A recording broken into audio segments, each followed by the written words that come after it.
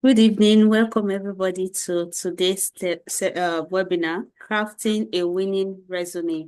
I'm so excited to have you join today as we dive into strategies to help your resume stand out in a competitive job market. Grab a notebook and get comfortable as we dive into this webinar together. So this is the agenda for today. We are going to be looking at the purpose of a resume, essential components of a resume, tailoring your resume for success, and common mistakes to avoid. Then at the end, there will be a section for Q&A. My name is Ade Oluwayemi. I'm located in Calgary. I've been a career transition coach for over 4 years, helping people transition into their desired career. I have also had a first-hand experience with it, transitioning from medical lab scientist to being an IT project manager and then moving to non-profit program management. Now I'm currently a career coach. So I have had the experience of transitioning over time. So I also help a lot of people transition. And those experiences that I've learned along the way are things that I'm sharing today when it comes to resume. So the purpose of resume, first of all, a resume is a formal document that provides a summary of an individual professional experience, education, skills, accomplishments. It, it serves as a marketing tool when you want to apply for a job. Resume is the first thing that the hiring manager or recruiter will first of all see, and it's the content of your resume that will make them wanting to hear more, wanting them to want to learn more about you, and maybe requesting for an interview or going to your LinkedIn profile to learn more about you. So resume is a first impression that a potential hiring manager or recruiter is going to have about you. It showcases your skills and your experience, as I've earlier mentioned. And the funniest thing about resume is that most of the time the recruiter spend 6 to 7 seconds on each resume because they are reviewing a lot of resume. So they don't spend more than 7 seconds on each resume. So when you are crafting your resume, you need to make sure that those 6 or 7 seconds is worthwhile. They are able to grab the resume is able to grab the recruiter attention within that short amount of time. So that is why your resume needs to stand out. And also, it also needs to pass the ATS because some organization uses applicant tracking system, ATS. So before a human being look at your resume, it goes through AI. So your resume must be able to pass through ATS. And when it gets in front of a human, maybe the recruiter or the hiring manager, it should also be able to catch their attention within the first 7 seconds.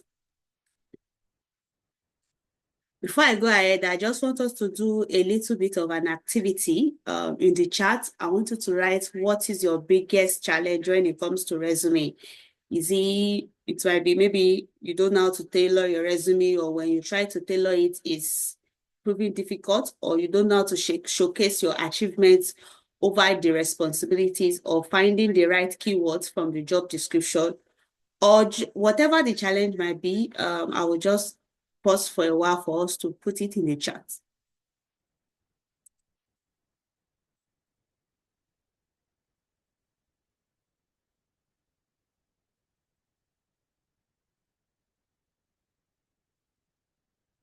Okay, I will just move on. Okay, let me see the chat here.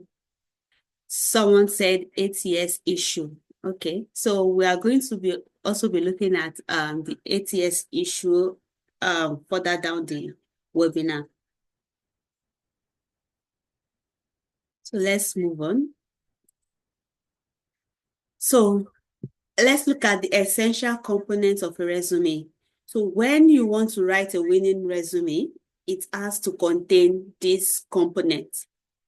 The first one is contact, professional summary, skills, work experience, education and certification and accomplishments. So we all know contact, your name, your location, your email address, then professional summary, highlighting your experience like in a 2 to 4 sentences, your skills, hard and soft skill, your work experience, your education, your certification, and the rest. We will look at each of them one after the other. The first one is contact. Like I mentioned, your resume should have your name, your first and your last name. The job title you are seeking, that is the job title of the job posting that you want to apply to. It might not be your current title in your current organization, but you have to put what they are looking for as the job title that you are seeking. Your location, your email address, your phone number, and your LinkedIn profile. So this is an example of what your contact section is supposed to look like on the resume. Like I said, it contains your first name, your last name, the job title you are seeking. For example, if you are seeking a project manager role, this is where it's going to come in, where it says job title you are seeking for, you are going to write project manager. You are going to write your location. If you are applying within the country that you are in, for example, if you are in Canada, then if the job is also in Canada, you can just write your city. Sometimes you might write your city, comma, your province. If it's not in your province, then you can write your province, your city, your province. But if you are applying for a job, let's say you are applying for a remote job in the US, and they are also open to Canadians applying, then you can write your province, comma, your country, that is Alberta or Manitoba, comma, Canada, then your phone number, your email address. When you are writing an email address for your resume, make sure you are using an email address that is professional. For example, you can use an email address that is maybe your first name, your last name at gmail.com, your first name, your last name at yahoo.com, not using email addresses that are unprofessional, like talk to me at yahoo.com. There are some email addresses that are funny, that it doesn't show professionalism. Then the last part of the contact is your LinkedIn profile. It is highly recommended that you put your LinkedIn profile because, again, you cannot put everything about you in a resume. But if most of your experience, your skill, everything about you can be in your LinkedIn profile. So this gives the recruiter or the hiring manager an opportunity to learn more about you. And when you put in your LinkedIn, make sure that it is a link, it is clickable. They can easily click it and it will take them to your LinkedIn where they can learn more about you. When you go to LinkedIn and you want to copy your URL for LinkedIn, if you are doing it for the first time, it's going to have some numbers, maybe 000 slash your first name slash your last name. There's a way you can edit it. There's a pencil icon beside that URL that you can click on and you can edit it into this format, into this linkedin.com slash IM, which is LinkedIn slash first name slash last name. So there's a way you can edit it instead of it to have a very long number. So again, your email, your LinkedIn address should be professional. Then the next one is professional summary. This section should briefly outline how you can contribute to the organization that you are applying to. You should highlight your skill, your experience, and align with solving the organization challenges. Sometimes in the job description, when you read the job description, you might know what they want, you might know what they are looking for in that role. You might know the challenges that they are facing that is making them to advertise for that role. So if you can dictate that, you can put it in your professional summary to showcase your ability to help them to solve that challenge. You can also use it as an opportunity to share notable achievements relevant to the role and emphasize your expertise and unique qualification in the field. All this should be between 3 to 4 sentences. It's a summary, it's not supposed to be too long, very brief, 3 to 4 sentences, and maybe 100 words, because sometimes when you say 4 sentences, somebody can write a whole page with 4 sentences. So it should be like 100 words long, 3 to 4 sentences. So, and when you are writing this professional summary, you also need to tailor it directly to what is required in the job description. A resume must be tailored to the job you're applying for. If you're applying for 5 different positions, you are going to be using 5 different resumes, each resume for each job. So every component of your resume, except maybe even the contact, the title you're applying for is tailored to that role. So every component of your resume should be tailored to the job that you are applying for. So let me show an example of a professional summary. It says dynamic project manager with 5 years of experience, specializing in Salesforce implementation and optimization, proven track record of leading cross-functional teams to deliver projects on time and within budget, driving operational efficiency and enhancing customer relationship management. Adept at analyzing business needs and leveraging Salesforce solutions to solve complex organization challenges, resulting in a 20% increase in productivity across multiple departments.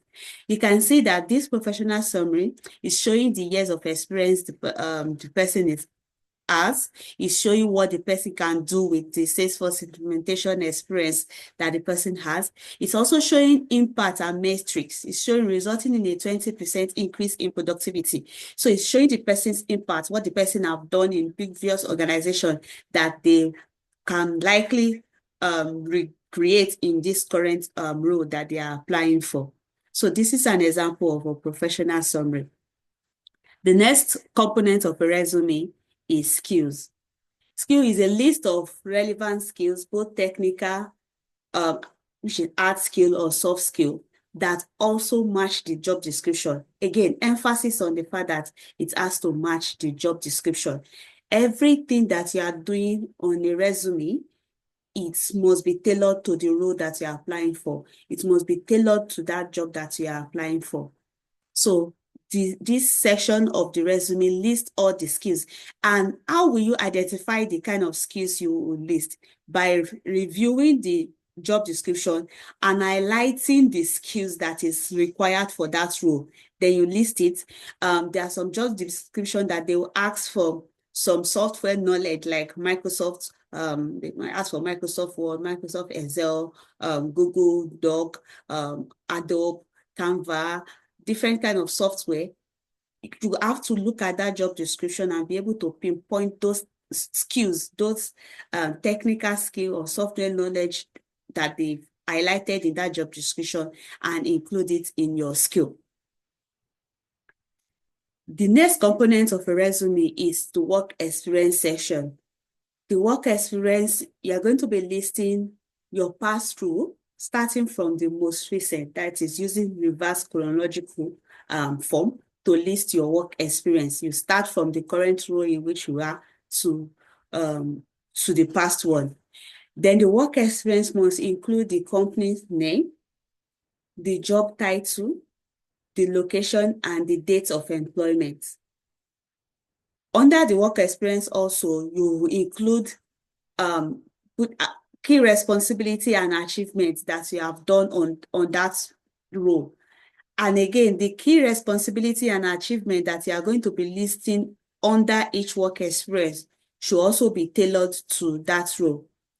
If, for example, you have work experience that is not related to that role, that there is nothing in that correct title work that you have done that is related to that role, you can put it down and make it like other experiences. There you just list the name of the organization and the role and not necessarily put the job responsibility that you've done in those places if it is not related to this role that you are currently applying for. But all work experiences, all responsibilities or achievement that you are going to be listing must be tailored to the job that you are applying for. You will notice that I'm emphasizing much about tailoring it to that job because that is the only way you can craft a winning resume. If you just have a resume that is generic, it's not going to stand out. It's not even going to pass the ATS. It's not going to, if the organization is not using ATS, if it gets to the recruiter, it's not going to fly because they will know that it is generic, and it will show that you are not prepared, you are unprofessional, for you not to be able to dedicate time to tailor that resume to that job. This is an example of highlighting your work experience. The first one is the job title, the month, the first 3 letters of the month, the year. This, if it is the first one, is going to be to present. If it's the next one, will be the month, the year, to the month and year that you ended that one. So after the job title, it's going to carry the company's name, comma, the city. If it is in another country, then you put the country. Then you list your key accomplishments. If it is in a role that you did a project, you can also put in the project. But if you did not do the project, you can ignore the project part if you did not do a project. If you do more than one project, you can write project 1, project 2, depending on if it is so much related to that role. Again, you might do a lot of projects in a role, and all the project that you did in that role is not relevant to the job you're applying. Then don't put in those projects. Only put things that are relevant to the role that you're applying for. Key accomplishments too. Wherever role you have worked, you're supposed to have an accomplishment, something that you did that is unique in that role. It can be maybe your communication skill that was an accomplishment for you. Most of the time, you should be able to coin an accomplishment that is related to the role that you're applying for. So it's always good to put in key accomplishments to see that, okay, hiring you will be of a great value to the organization. And how do you write? If you are writing key accomplishments or you are talking about a project, you are going to start with a strong action verb. Even if it is like responsibilities you are writing, you are going to start with a strong action verb. If it's a project, after the strong action verb, identify the project by its name. For example, if you do a project called Ruby Labs or whatever the name of the project is, instead of it to say you collaborate with a group of, collaborated with a team to do a project, why not put in the name of the project to show that you actually did it? It's not generic. Explain the method or the approach you employed in carrying out the project. Provide measurable results and connect the outcome of the key objective, such as reducing costs or driving revenue. Again, in your accomplishment in the project that you are listing, and even in the responsibility, you have to show impact. It's not just about you saying, I manage 20 people. So when you manage the 20 people, what happened? What was the significance of you managing 20 people? What was the impact that it had on the organization when you manage those 20 people? So whatever responsibility, whatever key accomplishment or project that you are using, or you are listing, you have to put in how it impacted the organization. Another component of a resume is the education and professional certification aspect. When it comes to education, list your education, maybe if it's a Bachelor of Science, Bachelor of Arts, Master of Science, you list it, then the name of the course that you did and the name of the university. So, it's not recommended to put in the year you graduated because it might lead to bias. They might use the year you graduated to be able to judge maybe your age, and it might look to bias. If they want somebody that is young and you are old, they might feel you are too old, or if they want somebody that is old and your year of graduation is showing another age. So it leads to bias. So it's not usually recommended to put the year in which you graduated. And also some people will put in their CGPA. If you do not graduate with a very good CGPA, maybe a first class or honors, you don't need to put it in there. So you only put in your CGPA if you graduated with a good grade. Then you list your certifications that are also relevant to that role. You might have a lot of certifications and they might not be relevant to that role. Make sure that the certification you are listing are relevant to the role. If they mention some certifications in the job description and you have those certifications, then it will be good to put in those certifications if you have them. Volunteering experience and awards is optional.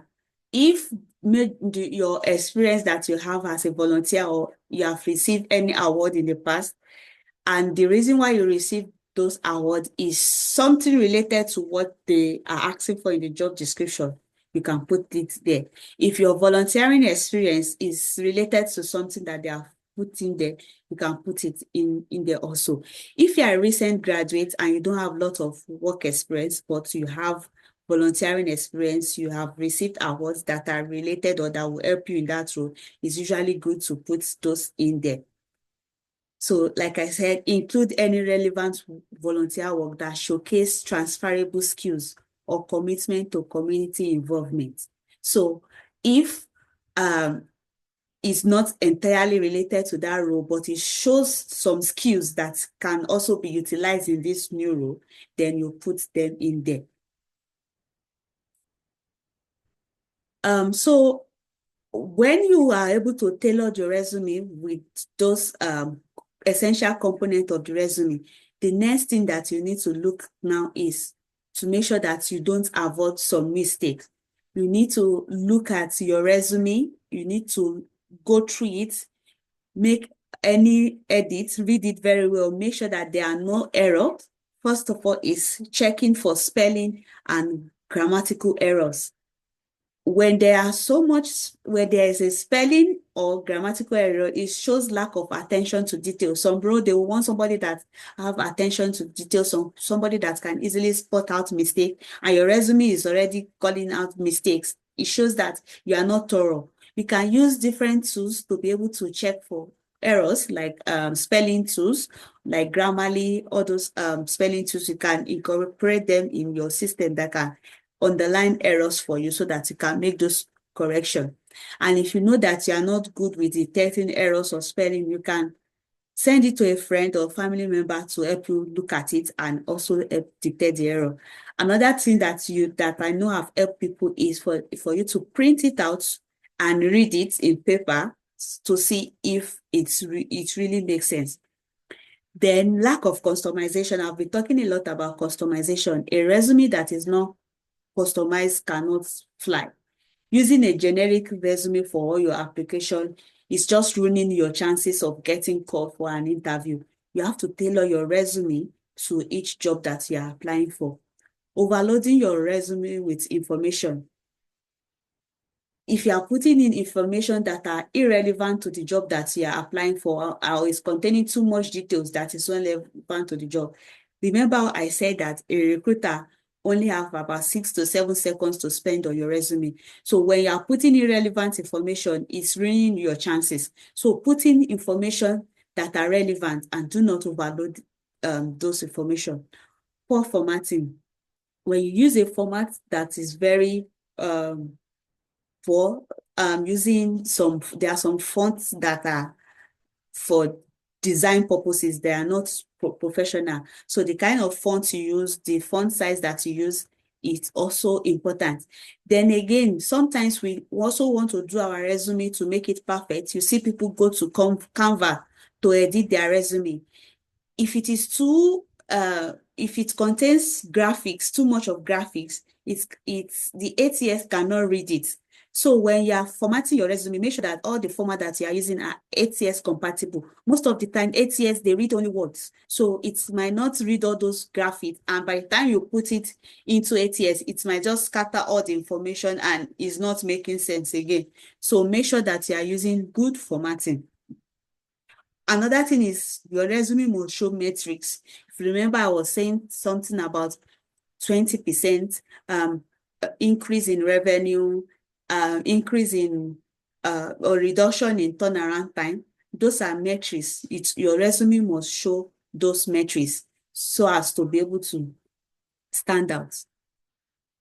Other mistakes to avoid is omitting keywords. You need to First of all, when you look at your job description, you need to highlight the keywords and make sure you put in those keywords. Again, when you are putting all those keywords, you don't just put in keywords anyhow. You don't just stuff in keywords into everywhere in your resume. You need to make sure that those keywords are appearing naturally and they are making sense. It's not just about putting all the keywords in there. Are you putting the keywords in the right place, the keywords need to speak? Places where you can put in your keywords are your skill section, your professional experience, your work experience. You can put in those keywords in those places. When there is employment gap in your resume, there should be an explanation for those employment gap so that your resume will not be leaving a lot of questions in the head of the recruiter and be like, why did this person not work from this period to this period? Why is there so much gap? So your resume, your resume should not be something that you are the only one that understand it. If anybody pick up your resume, they should be able to understand what is in your resume. Overly lengthy resume. If your resume is too long, the recruiter will not have time to go through it. And if your resume is too long, it will also have a lot of number counts, which is also going to be a red flag when it comes to ATS. A standard resume should be about 2 pages long for experienced professional. But for new graduates that don't have lots of work experience, they can have a 1-page resume. So your resume should not be overly long. Unprofessional contact information. I was talking about that when we were doing the contact, putting email addresses that are funny, that are not professional. Most of the time, it might just be the first letter of your first name and your last name, or your first name and your last name at Gmail or yahoo.com, whatever email platform you decide to use, but make sure that it is professional. Then using inconsistent chronology when it comes to work experience, maybe the first one is your current job, the next one is the one that you did 10 years ago, the next one is the one that you did 2 years ago. It's not following like a pattern. You need to make sure that your work experience is following a pattern, is coming in a reverse chronological way. So tailoring your resume for success also. For you to be able to tailor your resume, first thing that you need to do is to review the job description. You are going to be reviewing the job description to be able to point out skills, qualification, key responsibility, and preferred qualification that is required for that position, so that you will know how to highlight those skills and keywords.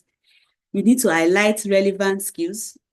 Like I said, when you look at the job description, you should be able to bring out the skills that is needed for that role and be able to highlight them in your resume, and also your experience. You list experience, you list job responsibility, accomplishments that are related to that role that you're applying for. You also need to use job-specific keywords. If you are applying for a job in a particular sector that they have job-specific keywords, like if you are applying for jobs in healthcare sector that they have specific keywords, you need to put in those specific keywords so that we know that you're a professional. You can also adjust the job title if needed. If your current job title and what maybe you are in a role now, you are what they are calling that role in your organization is different from what they are calling it in different organization. Then you can put in the role and put in a bracket to show what is popularly known as, so that anybody that sees it will know that, okay, this is the title that this person is working for, because there are some titles that is just unique to an organization. So if there's a need, you need to adjust the job title. Then you also need to showcase your relevant achievements in each of the roles that you have held. Also, tailor your education section. If you have lots of education that are not necessarily related to the role, you can put in those ones that are related to the role. Unless if your education is not related to the role at all, but you have experience in the role, then you can leave maybe your bachelor's or your most recent education. But also, if you have lots of education, just pick the ones that are tailored to the role that you are applying for. So this is an example of a job description that I just picked out some information from to be able to show example of tailoring a job application, like a resume. So the job application says require 5 years of project management experience. They're looking for someone proficient in Microsoft projects and agile methodologies. Strong communication and leadership skills are essential. So looking at this job description, I was able to tailor a resume, just like few aspects of the resume to showcase what I'm saying about resume tailoring. So this professional summary say experienced project manager with over 7 years of experience, leading cross-functional teams and delivering projects on time and under projects. Skilled in agile methodologies and proficient in Microsoft projects. Then going down to the skill aspect that says the skill project management, agile, Microsoft project, budget management, team leadership. Then work experience, led a 10-person team on a software development project, completing the project 3 weeks ahead of schedule using agile methodologies. So the catch there is you being able to complete the project in ahead with 3 weeks ahead of the schedule using agile methodology. So this is an example of tailoring your resume. So if you see the part I highlighted in red are points in which they specify in the job description that I've been able to identify and I've been able to incorporate them into this small portion of the resume to explain tailoring. They talk about leadership skill. Leading cross-functional team is showcasing the leadership skill. They talk about agile methodologies, talk about Microsoft projects, project management. Even in that job description, they talk about agile methodologies once, but in this tailored resume, we mentioned it like twice. They talk about leadership.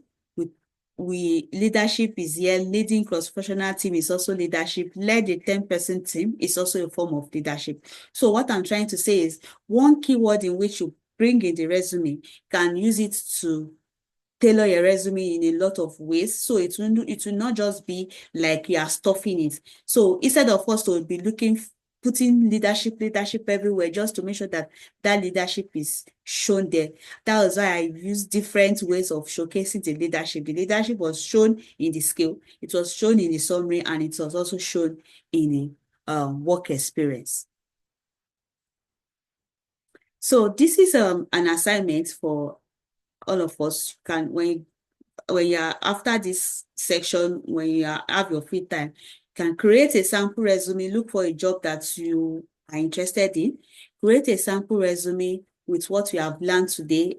If you wish, you can send it back to me for me to review. So you can send the resume and the link to that job that you have tailored it to. I can review and provide feedback for you regarding that. Okay, so this is the end of today's webinar. If you have questions, you can put it in the chat and I'll be happy to answer them. Thank you so much and enjoy the rest of the day.